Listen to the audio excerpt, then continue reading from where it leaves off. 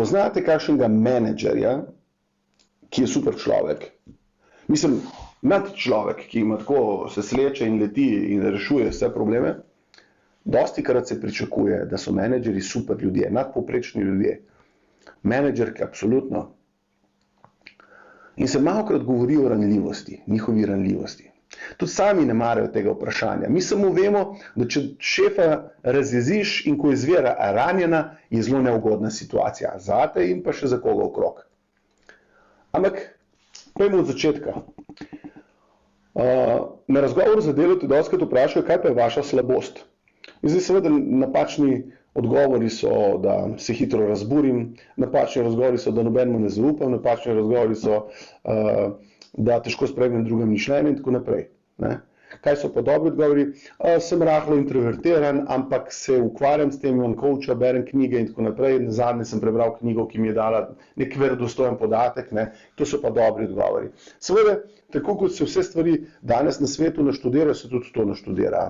Se pravi, ko pa pridemo v akcijo, v sam način, tam, kamor jaz hodim vsak dan, se pravi, kjer se normalno ukvarjamo, se pa te človeške lastnosti zelo pride ta ranljivost.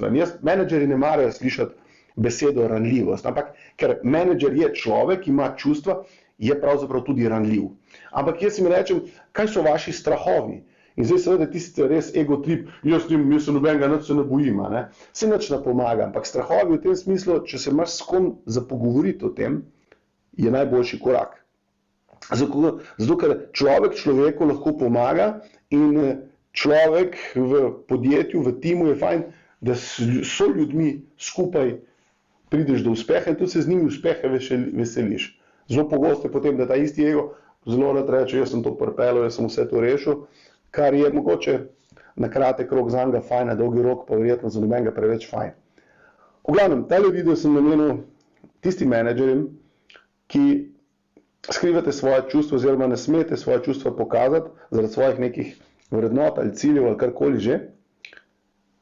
In pa da vam povem, da je čisto ok, če ste kdaj mogoče tudi vznemirjeni, če ste kdaj žalostni, nam rekel depresivni, to pomeni, da nimate časa, ampak dajte se s kom pogovoriti, z nekom, komu zaupate.